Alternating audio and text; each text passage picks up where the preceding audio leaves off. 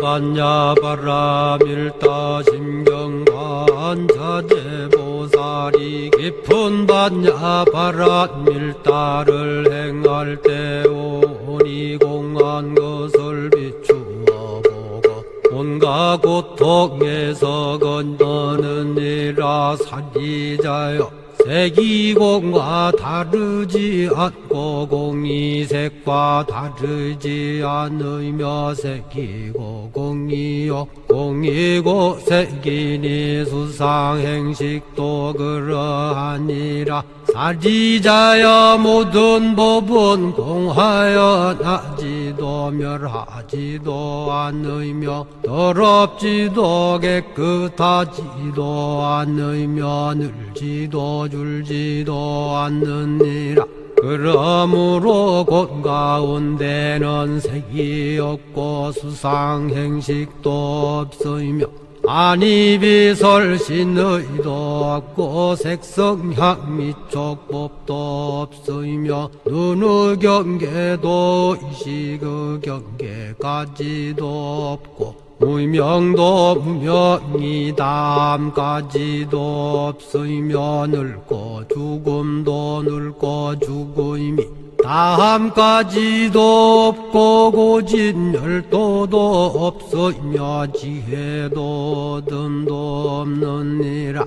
얻을 것이 없는 까닭에 보살은 반야바라 밀다를 의지함으로 마음에 걸림이 없고 걸림이 없으므로 두려움이 없어서 뒤바뀐 헛된 생각을 멀리 떠나 완전한 열반에 들어가며 삼세의 모든 부처님도 반야바라 밀다를 의지함으로 세상의 깨달음을 얻느니라. 반야바라 밀다는 가장 신비하고 밝은 주문이며 위 없는 주문이며 무엇과도 견줄 수 없는 주문이니 온갖 괴로움을 없애고 진실하여 허망하지 않음을 알지니라. 이제 반야바라 밀다주를 말하리라.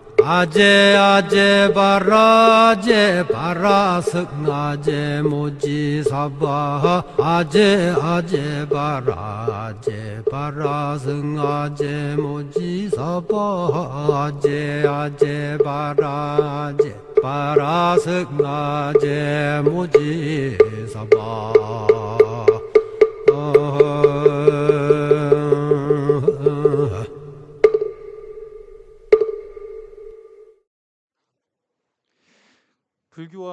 불교 문화와 문학 교육에 대해서 저는 이제 국어 교육과에 있기 때문에 이 법회를 맡아달라는 그 학장님의 말씀이 있으셨었는데요. 처음에는 이거 어떻게 거절해야 되지? 라고 머릿속으로 잔뜩 고민을 했었는데요. 우리 학장님의 그 말씀에 굉장히 간곡함이 묻어 있어서 제가 이건 거절하면 안 되겠다라는 생각이 들기도 했습니다. 그리고 한편으로는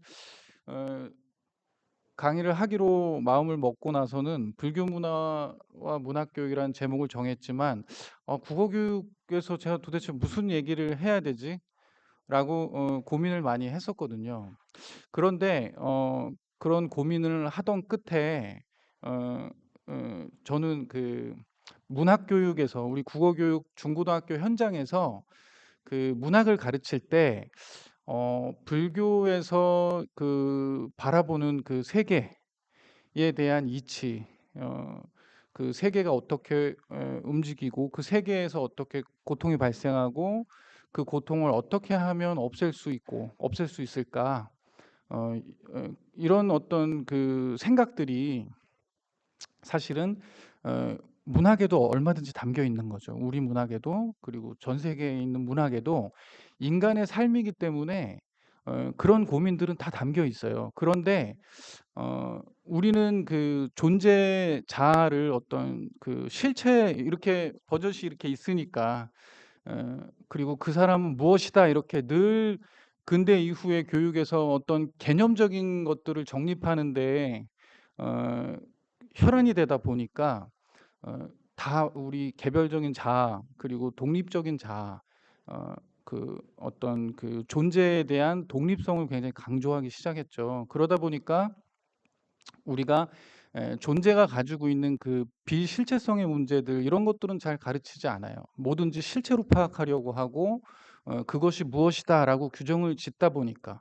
그래서 문학 교과서에서도 어 예를 들어 소설 이러면은 그 소설 안에 들어있는 그 인물에 대해서 우리가 파악할 때는 다 인물이 드러나고 있는 어떤 그 정보들 그리고 그 인물이 누구와 마찰을 일으키는지 이런 걸 통해서 인물의 성격을 파악하는 활동들이 대체로 나와요. 아 그래서 이렇게 '이런 건 안 되겠다.' 이 이후 이거 말고도 더 많은 우리 중고등 학생들에게 가르칠 수 있는 부분들 특히 관계적인 측면들, 관계적인 사고, 관계적인 어떤 그 생명관 생태적인 거죠. 요즘은 이제 들어와 있긴 한데 요런 부분들에서 이런 어떤 더 잘할 수 있는 부분들이 있는데 아쉽게도 이제 '그런 부분들이 빠져 있었구나.'라는 생각이 들었어요. 그래서 그 부분을 가지고 오늘 좀 말씀을 나눌까 생각 중입니다. 그래서 불교 문화와 문학 교육이라는 제목으로 어 말씀을 드리도록 하겠습니다. 네. 불교는 뭐 다 아시다시피 기원전 6 세기경에 고타마 시타르타에 의해서 현재 인도 동북부 지방 에 있는 그 네팔에 있던 마가다 왕국을 중심으로 해서 성립했다라고 기본적으로 다 아실 거예요. 그래서 '아 불교는 6 세기 기원전 6 세기경에 나타나기 시작했구나.' 이런 생각을 할 수 있죠. 그리고 그렇다면 그 불교는 뭐냐? 고타마 시타르타가 이야기하신 게 뭐냐? 부처님이 깨달은 게 뭐냐라고 하면 그 내용은 주로 사성제하고 연기 이 두 가지로 압축해 볼 수 있습니다. 그런데 여기서 인제 얘기하고 싶은 것은 저는 이 연기라는 것입니다. 연기. 연기가 도대체 뭘까? 우리가 다 의식하지 못하고 있지만 사실 우리는 그 연기 속에서 다 살고 있거든요. 그래서 그 부분에 대해서 인제 고민을 좀 해볼 건데 그렇다면 이 불교 기원전 6 세기에 나타났던 이 불교가 어떻게 그럼 우리나라에서는 시작을 했을까? 찾아보니까 공식적인 기록에 따르면 불교가 처음으로 전래된 건 이거 뭐 국사책에서 우리 달달달달 외우듯이 배웠었죠. 고구려 소수리망 때 제이 371 년에서 384 년에 예 불교가 처음으로 들어왔다. 우리 한반도 이 땅에 처음으로 전래된 게 이렇게 따져 보니까 그러면 1700년 정도 된 거죠. 1700년 조금 못 되는데 어쨌건에 중국을 통해서 전진의 왕 부견이 사신과 승려 순도를 보내서 불상과 불경을 처음으로 전파했다고 해요. 그러면 인제 또 드는 생각이 이거 왕이 보낼 정도네. 그러면 고구려는 우린 배운 대로 소수리망이 왜 불교를 받아들였지? 국가 통치 이념으로 받아들인 거죠. 예. 국가를 어 원활하게 운영하기 위해서. 그러면 이때 불교는 종교지만 어떻게 보면은 '국가의 이념이구나. 이념으로서 이데올로기로서 작용을 했었구나.' 그런데 이 생각을 해 보면 하나의 사상이나 이념이 민중의 어떤 생활 속까지 자리 잡으려면 이 이념이 전파돼서 국가의 기강을 잡으려면 당연히 풍속의 차원에서까지 그 뿌리를 내려야 되겠죠, 이념이라는 것이. 민중들의 생활 속에 자리를 잡아야 되는 겁니다. 그러려면 시간이 필요하죠. 얼마만큼의 시간이 필요할까요?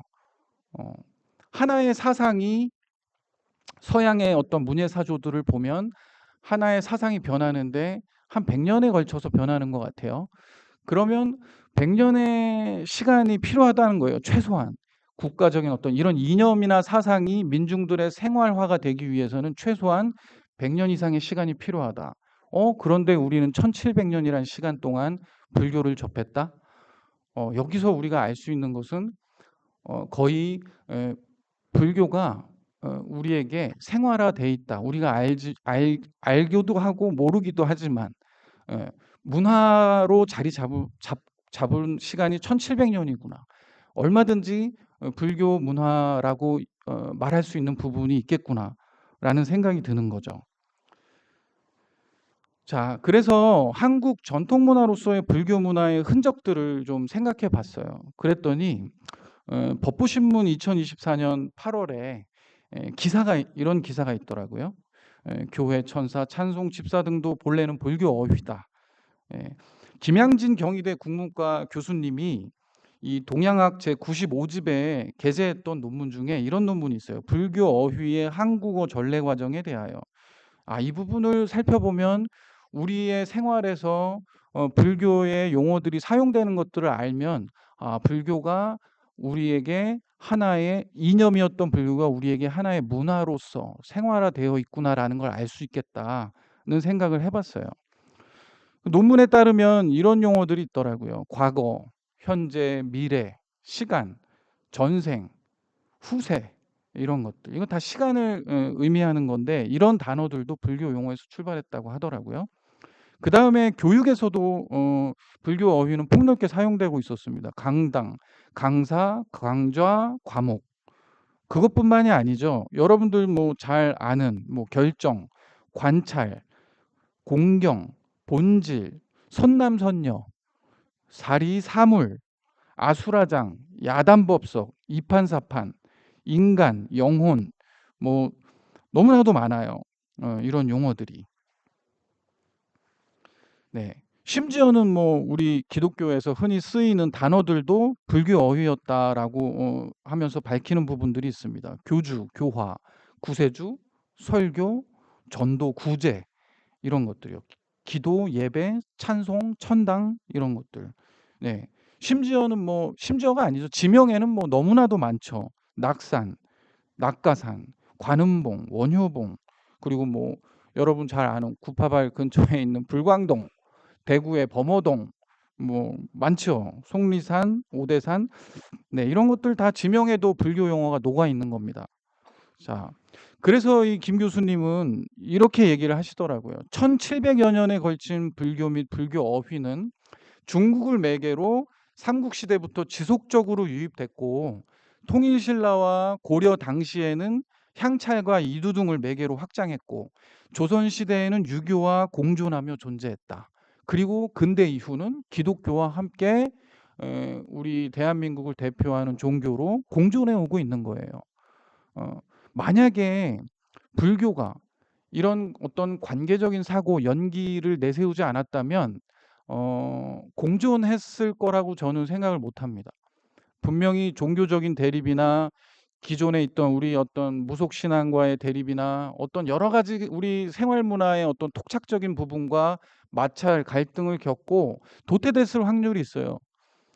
그렇지 않고 이것이 정말 1700년이라는 그 헤아릴 수 없는 시간 동안 우리의 생활 속에 여전히 남아 있다는 거는 불교의 연기 때문이다. 연기적인 어떤 사고 이런 부분들이 있었기 때문이 아닐까 이런 생각을 개인적으로 해봤습니다. 박구석 선생님이 이제 불교에서 유래한 상용어 지명 사전에 불교 용어가 그렇다면 어떻게 이제 변해서 우리 일상생활의 용어가 됐는가를 밝혀놓은 책인데요. 이런 걸 보면 이제 한국의 전통 문화로서의 불교 문화를 잘 알 수 있습니다. 삭신이 쑤신다. 지금 제가 삭신이 좀 쑤시거든요. 비가 와가지고 제가 일주일 전에 운동을 하다가 갈비뼈를 좀 다쳐가지고 삭신이 지금 쑤시고 있는데 이 근육, 뼈, 마디, 몸뚱이를 말하는 이 삭신은 불교 용어 색신이 변한말이라고 합니다. 색신이라는 건 이제 빛깔과 형상이 있는 몸으로 곧 육신을 말하는데 이게 이제 불교 용어인 거죠. 포대기, 우리 어린아이 이렇게 감싸가지고 등에다 엎는 그 포대기, 이거는 이제 불교 용어 포단이 변한말이라고 해요. 포단.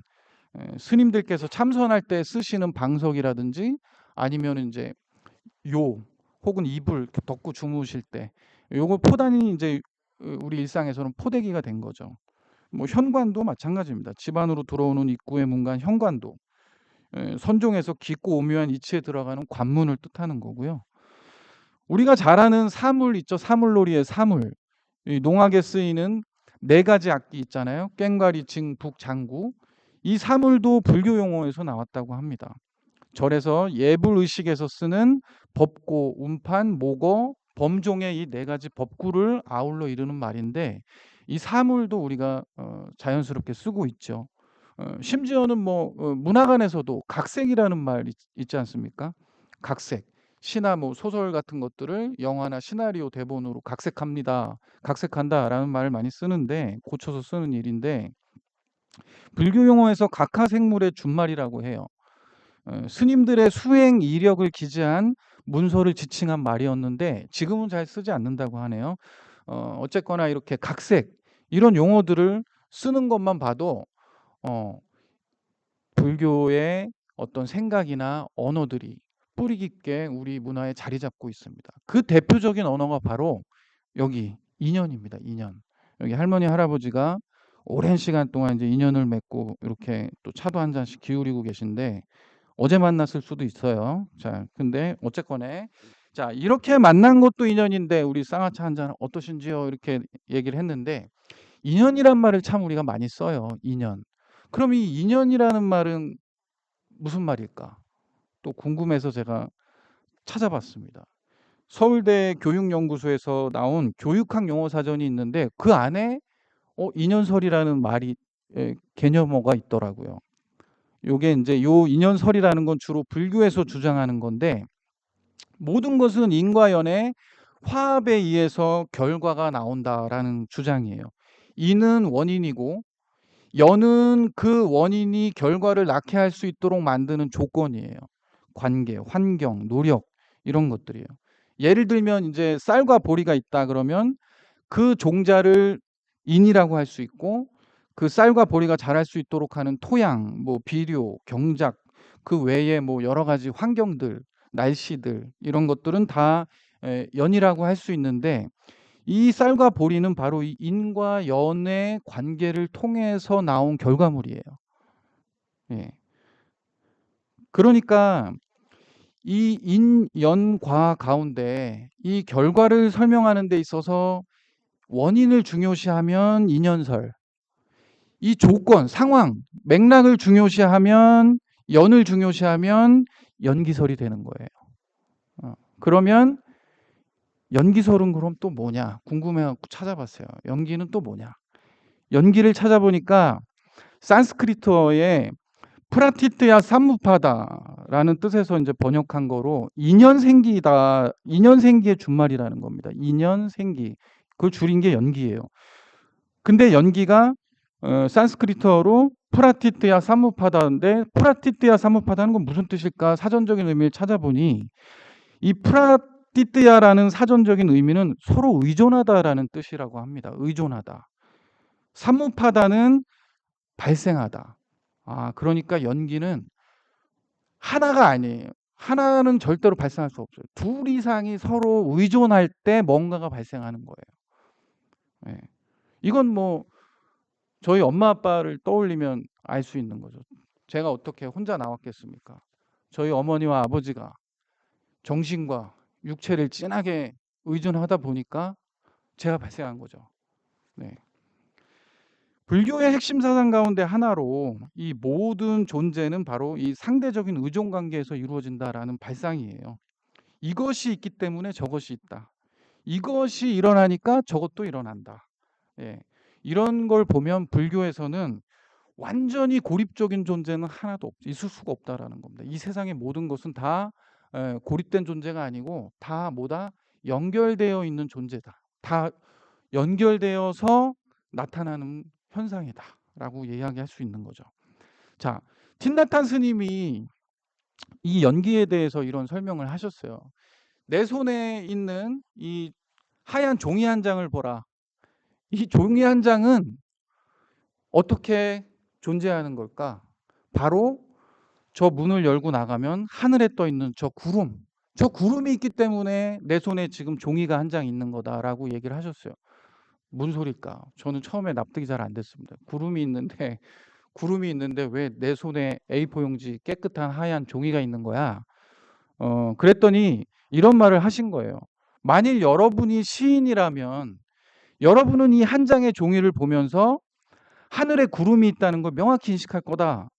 자, 구름이 없다고 생각해 봐라. 구름이 없으면 비가 없고, 비가 없으면 나무가 자랄 수 없고, 나무가 없으면 결국 종이를 만들 수 없기 때문에 저 구름이 없으면 내 손에 종이도 있을 수가 없다라는 거예요. 그러니까 내 손에 있는 이 종이는 저 구름 때문에 있는 거다라는 거죠. 예. 이게 연기다라고 얘기를 하신 겁니다. 네.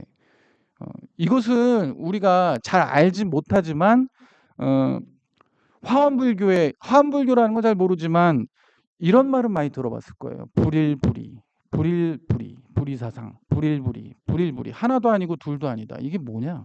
이런 생각. 불일 이거 직역하면 하나가 아니다라는 뜻이거든요. 하나가 아니라는 건 많다는 뜻이잖아요. 많다는 뜻은 여러 개가 있으니까 이거 다 각각 구별할 수 있는 거잖아요. 구별하는 세계.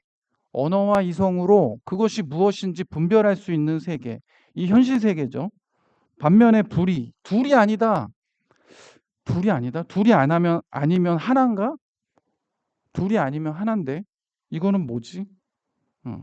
이거는 궁금히 생각해 보니까 둘이 아니다. 하나다라는 것은 저희 부모님 생각해 보니까 알겠어. 제가 부모님을 통해서 나왔기 때문에 제가 생겨난 건 저 혼자 생겨난 게 아니잖아요. 그분의 두 분에 의해서 두 분의 빛나는 합심에 의해서 제가 생겨난 거잖아요. 그런 걸 생각해 보면 둘이 아니다라고 했을 때는 이거는 어떤 이성과 언어 사용을 넘어서서 우리가 정신적인 차원에서 어떤 개별적인 차이를 초월해서 어떤 정신적으로 합일이 되는 어떤 세계를 얘기하는구나 라고 생각해 볼 수가 있더라고요. 그러면 불일불이 하나도 아니고 둘도 아니다. 요거는 같지도 않고 다르지도 않다라는 건데 같지도 않고 다르지도 않다. 이거는 결국에 뭘까라고 생각해 보니까 결국에는 상대적인 세계에서 일어나는 그 차별은 나와 너가 다르다고 생각하는 바로 이 불완전한 우리 인식에서 비롯되는 거다라는 거죠. 그러니까 이 말은 다시 얘기하면 분별하는 것, 그 분별하는 마음 때문에 이 세계에서 자꾸 구별짓고 분별하는 마음 때문에 상처받고 그 상처로 인해서 심적인 고통이 발생하고 그 고통 때문에 여러 가지 문제들이 발생하는 거죠. 중국 선종의 3대 조사 승찬대사의 신신명의 이 첫 구절이에요. 지도문안 유혐 간택 단막증의 통연 명백이다. 근데 여기서 지도문안 유혐 간택 요 말이 바로 그걸 연기의 본질을 이야기하고 있는 겁니다. 지극한 도는 어렵지 않은데 어떻게 도에 도달할 거냐? 분별심만 없애라. 분별심만. 그러면 또 궁금해져요. 분별심을 어떻게 없애지? 구별하는 분별심을 어떻게 없애지? 궁금했는데 우리 총무원장 진우수님께서 2024년 올해 3월에 현대불교에서 인터뷰를 하신 기사가 있더라고요. 아마 심신명 그 책을 강설하신 책을 내시면서 인터뷰를 하신 것 같아요. 여기서 이런 말씀을 하세요. 분별심 내려놓아라. 근데 어떻게 내려놓을지가 문제인데 어떻게 하면 출세하고 남보다 돈을 많이 벌며 다른 사람들한테 인정받아서 나를 돋보이게 할 거냐. 건강과 장수, 내 자식 잘 살도록 기르는 방법은 뭐냐. 이를 달성하려면 어떻게 해요? 욕심 부려야 돼요. 욕심. 내 것을 빼앗기지 않고 방어하려면 명예도 세워야 되고 끊임없이 시시비비해야 되고 필요하면 뭐 슬쩍슬쩍 남도 속여야 되고 뭐 최악의 상황에는 싸움도 마다하지 않는 일을 벌여야 돼요. 그런데 이 모든 게 인과의 작용을 피할 수가 없다라는 겁니다. 예. 그런데 또 이 인과는 분별심에서 나오는 거죠. 분별심에서 나오니까 결국에 고락의 과보로 이어지게 마련이다. 라고 얘기를 하시는 거예요. 그러면 결국에 내가 깨닫고자 하면 분별심을 버려야 되는구나. 그럼 분별심을 어떻게 버릴까? 라는 걸 생각해 보니까 바로 이거예요. 모든 존재들이 실체성을 가지고 있다라고 하는 그 생각을 버려야 돼요. 세상의 존재들은 그 어떤 고정된 실체성을 갖고 있지 않다라는 걸 깨달아야 되는 거예요. 예. 어떤 고정된 실체성은 없다. 아, 쟤는 저래. 그렇지 않습니다. 저 사람은 저런 성향이 있어. 그렇지 않아요. 그렇지 않다는 걸 알아야 되는 거죠. 예. 그래야 모든 존재들이 실체성을 갖고 있지 않다는 걸 깨달아야 분별심을 버릴 수 있다라고 이야기를 하고 계셨습니다. 진우스님께서. 네. 자, 윤종갑 선생님이 쓰신 이 논문 중에 불교의 연기론적인 생명관과 복잡계 이론이라는 것이 있었습니다. 여기에서 이런 얘기를 해요. 불교에서는 인간을 비롯한 모든 존재에 대한 어떤 고정된 실체성이 있다고 보지 않는다. 불교에서는 무실체, 무자성의 존재로 인간을 규정함으로써 인간이라고 할 만한 어떤 실체도 인정하지 않고 있다. 인간이란 뭐다? 단지 그냥 여러 요소의 인연 화합물에 불과한 거죠. 그러니까 불교는 인간의 실체가 아니라 관계의 한 양상으로 파악하고 있어요. 즉 관계론적인 생명관에 근거하고 있다는 거죠. 관계론적인 생명관. 네. 자, 그러면 실체론적인 생명관은 어떤데요? 실체론적인 생명관은 인간을 인간이게끔 하는 어떤 실체 자아를 갖고 있다는 입장이에요. 플라톤, 그러면 우리는 제일 먼저 이데아를 떠올리는 거예요. 왜? 실체적인 교육을 받았기 때문에. 그런데 관계론적인 생명관은 그렇지 않아요. 고정된 어떤 실체가 있다는 게 아닙니다. 불변하는 실체론적인 자아를 거부하고 환경과의 섭동을 통해서 자아는 늘 변할 수 있다는 거죠. 자아의 변화 가능성을 함의하는 생태론적인 모습을 띠고 있는 거예요. 그렇기 때문에 저 사람이 저래? 저 사람 안 돼. 같이 하면 안 돼. 아니에요. 시간이 흐르면 변할 수도 있어요. 같이 할 수도 있어요. 어떤 과거의 특정한 면을 가지고 지금의 그 사람을 판단하면 안 된다는 거죠.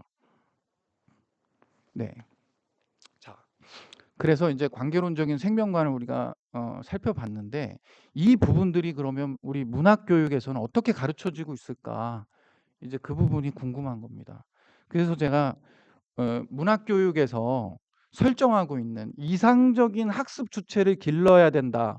이상적인 학습 주체를 어떻게 가르칠까 하는 그 방향성, 이런 주체들을 길러야 돼라는 그 논의들을 쫙 제가 찾아봤습니다. 연구물들을 쭉 한 20년, 최근 거꾸로 20년 안에 들어있던 학술지 논문들을 쭉 찾아봤어요. 학습자와 관련해서 문학 교육의 주체, 그다음에 학습자와 관련해서 쭉 찾아보니까 한 10가지가 나오더라고요. 10가지. 10가지가 바로 여기 있는 이런 것들이에요. 우리 문학 교육에서, 특히 우리 국어 교육에서, 문학 교육에서 중고등학생들을 어떻게 길러낸다? 바로 능동적인 창작 및 향유할 수 있는 주체, 뭐 비판적인 사고 및 분석할 수 있는 주체, 사회적인 책임감 및 윤리적인 성장을 위한 주체, 상호작용 및 소통 능력을 갖추는 주체, 심미적인 감수성 및 미적 체험이 가능한 주체, 윤리적인 판단 및 가치 내면화하는 주체, 뭐 이렇게 쭉 주체들이 있었어요. 그런데 이 주체상들을 자세히 살펴보니까 대체로 어떤 존재의 실체성에 근거한 그 논의들이었어요. 그리고 실제 학습 활동도 학습 그 소설, 문학 소설을 예로 들면 그 문학 속의 소설 속에 들어있는 그 주인공의 실체를 우리가 논증해 나가는 방식으로 전체 줄거리를 파악하는 뭐 이런 내용들입니다. 시로 가면 시에 나타나는 화자의 어떤 마음 상태 정서들을 시 속에 나타나는 언어들을 증거로 삼아서 밝혀내는 뭐 그런 방식의 교육들을 하고 있었습니다. 하고 있어요, 실제로. 네, 그래서 사실은 문학 안에 이런 그 관계론적인 생명론들이 얼마든지 많이 있거든요. 그걸 가지고 우리가 문학 교육을 할 필요가 있다라는 것을 말씀드리고 싶습니다. 겨울의 정이라는 시가 있습니다. 미당 서정주 서전 시선집 1집에 나오는 건데 겨울의 정. 요 시를 한번 보시겠어요? 눈 속에 묻힌 대추씨가 그립다 하니, 단단하게 나직이 그립다 하니, 기러기들 높이 높이 날아올라서 이마로 하늘을 걸어가면서 끼룩끼룩끼룩끼룩거리고, 영창한 난초잎도 허이 허이 그 알맞게 굽은 입에 그 기별 바다 같고, 바다의 찬물은 산골물 보고파서 산협의 어릇장 넘어 넘어 밀린다. 자, 겨울의 정이라고 썼습니다. 미당 서정주께서. 이 서정주 시인이 쓴 겨울의 정, 이게 무슨 얘기일까요? 이 시가 뭘 의미하는 걸까요? 우리가 여기서 주목할 점은 바로 서로가 서로에게 원인이 되거나 조건이 돼서 존재하게 되는 그 과정이에요. 기러기들, 그리고 난초잎들, 바닷물, 산골물 다 뭐예요? 이 존재들이 자기가 살아있다고 이렇게 막 행위하는 것들이 뭐 때문이에요? 눈 속에 묻혀 있는 대추씨가 그립다고 얘기했기 때문이래요. 여기서 이제 시인의 상상력이 발생하는 건데, 바로 인과관계를 볼 수 있어요. 눈 속에 묻힌 대추씨가 그립다고 하니까 기러기들이 날아오르고 난초잎들이 피고 바다의 물들이 서로 보고파서 출렁출렁이는 거예요. 이거는 시인의 상상력이긴 하지만 어떻게 보면 관계론적인 생명관에 근거해서 말하고 있는 겁니다. 이 시를 읽고 있으면 겨울의 정서가 느껴지는 거죠. 겨울이 되면 모든 게 다 을씨년스러워지고 춥고 외롭고 배고프고 누군가 곁에서 따뜻하게 좀 체온을 느끼고 싶고, 그러니까 대추씨가 그립다고 한 건 사실 제가 그립다고 한 거겠죠. 본인이 화자가 그립다고 한 말이겠죠. 그 그리워 얘기하다 보니까 저 하늘, 겨울 하늘을 나르고 있는 저 기러기도 나한테 끼룩끼룩 해주는 것 같고, 난초잎도 허이허이 해주는 것 같고, 바닷물도 나한테 얘기해 주는 것 같은 거예요. 그렇게 해서 이 겨울에 따뜻한 정을 느낄 수가 있는 거예요. 이게 이제 관계론적인 생명관입니다. 이런 시는 재밌어요. 재채기도 있는데 시간 관계상 요건 넘어가기로 하고요. 자, 이 시는 하나가 되어 주셔요라는 시예요. 만해 한용운 전집에 이 님의 침묵에 실린 시인데, 하나가 되어 주셔요. 제가 한번 낭송을 해보겠습니다. 님이여, 나의 마음을 가져가려거든 마음을 가진 나에게서 가져가세요. 그리하여 나로 하여금 님에게서 하나가 되게 하여 주세요. 그렇지 아니하거든 나에게 고통만을 주지 마시고 나의 마음을 다 주세요. 그리고 마음을 가진 님에게서 나에게 주세요. 그렇게 해서 님으로 하여금 나에게서 하나가 되게 하세요. 자, 그렇지 아니하거든 나의 마음을 돌려보내 주세요. 그리고 나한테 고통을 주세요. 그러면 나의 마음을 가지고 님이 주시는 그 고통을 사랑하겠습니다. 하나가 되어 주셔요. 이게 무슨 말일까요? 네, 여기서 주목할 점은 뭘까요? 나와 님이 하나가 되는 경지, 나와 타자가 하나가 되는 과정을 이야기하고 있는 겁니다. 즉 주객이려가 되기 위해서는, 그런데 서로 하나가 되려면 서로 상호 의존해야 되는데, 그 상호 의존하는 방법에는 자기 희생이 따른다는 거예요. 고통이 따를 수밖에 없어요. 자, 여기 보세요. 나로 하여금 하나가 되게 하여 주세요. 그리고 님으로 하여금 나에게 하나가 되게 하여 주세요. 나와 님이 하나가 되게 해달라는 거죠. 그리고 그렇지 않다면 나의 마음을 돌려보내 주시고 나에게 고통을 주세요. 그러면 나는 그 고통을 준 나의 마음을 가지고 님이 그 주시는 고통마저도 사랑하겠습니다라고 얘기하는 겁니다. 그래서 이런 것들을 보면 관계적인 어떤 생명론, 나와 너가 하나가 될 수 있다는 그 가능성을 이 시에서 보여주고 있는 겁니다. 이런 것들을 우리가 문학교육에서 좀 적극적으로 학습활동으로 가르칠 필요가 있어요. 폭풍의 언덕이라는 작품입니다. 이거는 영국의 소설이죠. 에밀리 브론테가 쓴 폭풍의 언덕, 1847년에 나온 걸로 알고 있는데, 이 소설의 주인공 히스클리프가 이거는 동양적인 사고가 아니죠. 그런데 동양적인 사고, 서양적인 사고 구분할 필요가 없어요. 사람 사는 거 다 똑같으니까. 이 광기 어린 히스클리프가 이런 대사를 쳐요. Be with me. 죄송합니다. 영어 발음도 안 좋은데 이거 밑에 거 읽겠습니다. 한글로. 언제나 나와 함께 있어줘. 어떤 형체로든지, 어떤 형체든 상관없다 이거예요. 벌써 이거 실체를 넘어서고 있어요. 차라리 나를 미치게 해줘. 제발 널 볼 수 없는 이 지옥 같은 세상에 나를 버리지만 말아줘. 나 견딜 수 없어. 내 생명인 너. 내 생명이래요, 너가. 제 입장에서 타자가 어떻게 제 생명이겠습니까? 현대 사회를 사는 사람의 생각을 해보면 나도 못 산단 말이야, 너 없이는. 내 영혼인 너 없이는 살 수 없다. 이 히스클리프가 캐서린에게 너는 내 생명, 너는 내 영혼이라고 얘기하는 거예요. 너는 나다라고 얘기하고 있는 거예요. 너는 나다. 내가 네 애비다 이런 말 한참 유행했는데 너는 나다. 캐서린은 그럼 뭐라고 얘기할까요? 캐서린도 이런 얘기를 해요. 뭐라고 얘기하느냐? 그 하녀 그 넬리한테 하는 대사인데 그 중에 이런 말이 있는데 이거 길어서 맨 밑에만 보세요. 맨 위에 조금 읽어볼까요? 만약 내가 이 지상의 것이어야 한다면 이 세상에 태어난 보람이 뭘까? 내가 태어난 보람이 이 세상에서 내게 큰 불행은 히스클리프의 불행이야. 이렇게 얘기한단 말이에요. 그리고 처음부터 나도 각자의 불행을 보고 느꼈어. 이렇게 얘기하면서 맨 뒤에 가서 뭐라고 얘기해요? 넬리 하녀예요. 넬리야, 넬리, 내가 바로 히스클리프야. 그는 언제나 내 마음속에 있어. 나 자신이 반드시 나의 기쁨이 아닌 것처럼 그도 그저 기쁨으로서가 아니라 나 자신으로서 내 마음속에 있는 거야. 그 자체야. 내가 바로 히스클리프 자체고 히스클리프가 바로 나 자체야. 라고 얘기하고 있어요. 이걸 보면 우리 뭘 느낄 수가 있어요?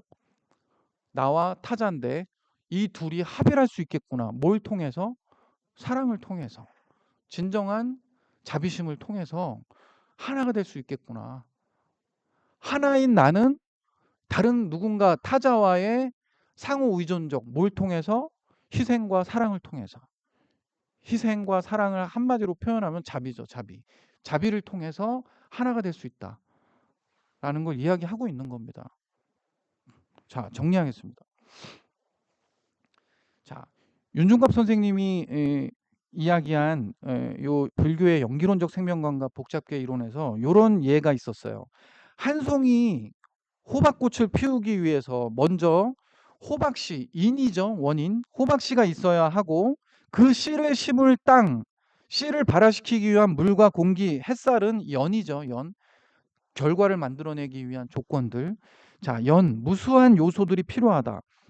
또한 비록 이러한 요소가 다 갖추어졌더라도 이들이 서로 희생하지 않으면, 서로 희생해서 상호 의존하지 않으면, 즉 조화롭지 않으면 온전히 한 송이의 호박꽃을 얻을 수가 없어요. 결과를 낼 수가 없어요. 물이 너무 많아도 안 되고 적어도 안 돼요. 모든 요소가 서로 적절하게 조화를 이룰 때 한 송이 호박꽃이 피어납니다. 이건 다른 말로 하면 뭐예요? 한 송이 호박꽃을 피우기 위해 봄부터 소쩍새가 우은 건 국화꽃이고 호박꽃은 뭘까요? 한 송이 호박꽃을 피우기 위해서는 우주 전체가 조화롭게 온 힘을 기울인 거죠. 내가 태어나고 내가 여기서 이렇게 존재하고 살아가는 건 사실은 내가 관계 맺고 있는 모든 것들이 있었기 때문에 가능하다는 겁니다. 이 세상에 존재하는 모든 존재는 서로 간에 이렇게 의존적인 상호작용에 의해 생성되었다는 겁니다. 자, 이런 생각들이 우리가 습관화돼야 돼요. 존재의 비실체성에 함몰되지 말고 존재의 무자성, 비실체성에도 관심을 기울여야 돼요. 관계론적인 생명관에 대한 생각들을 꾸준히 하면서 우리가 사람들을 대해야 돼요. 그렇게 되면 이런 현상이 벌어져요. 짠. 내 안에 너 있다. 그랬더니 이 늙으신 분이 이 젊은 사람한테 고마워 이렇게 얘기하고 있잖아요. 내 안에 너 있다. 이 안에 너 있다. 네. 존재의 비실체성에 대한 인식을 습관화한 겁니다. 요거를 더 확장하면 어떻게 되느냐? 요렇게 될 수 있어요. 내 안에 너도 있고 쟤도 있고 걔도 있다. 이거 오해하시면 안 돼요. 바람둥이 아니에요. 예. 내 안에 너도 있고 쟤도 있고 걔도 있다. 이게 어떻게 보면 관계적인 생명관에 대한 인식의 확장이라고 할 수 있습니다. 예. 오늘 제가 인제 정리하겠습니다. 제가 드리고 싶은 말은 이 세상에 우리는 홀로 독립적으로 자율적으로 존재하지 않는다는 겁니다. 다 관계를 맺고 있는 거예요. 저 밖에 나무 한 송이도 어떻게 보면 나를 위해 저기 저렇게 있는 거죠. 여러분들도 지금 내가 이 강의를 하면서 이 말씀을 전해 드리면서 이 말을 전해 드리면서 관계를 맺고 있으면서 또 이 과정 속에서 여러분들이 어떤 생각들을 가지고 여러분들의 자아가 변화될 겁니다. 저도 마찬가지고요. 어 그런 관계 속에서 어 나와 여러분은 또 동국대학교의 한 구성원으로서 하나가 될 수 있는 거죠. 어 네. 그래서 어 불교 문화의 이 연기적인 사고, 이것은 쉽게 얘기하면 관계적인 사고겠죠. 이 관계적인 사고를 바탕으로 해서 우리 학교 교육에서 문학 교육을 한다면 그 어린아이들에게 이런 존재의 비실체성에 대한 깨달음을 갖게 해 준다면 우리 세상이 좀 더 고향된 세상이 되지 않을까 하는 생각을 하면서 이만 강의를 마치겠습니다. 감사합니다.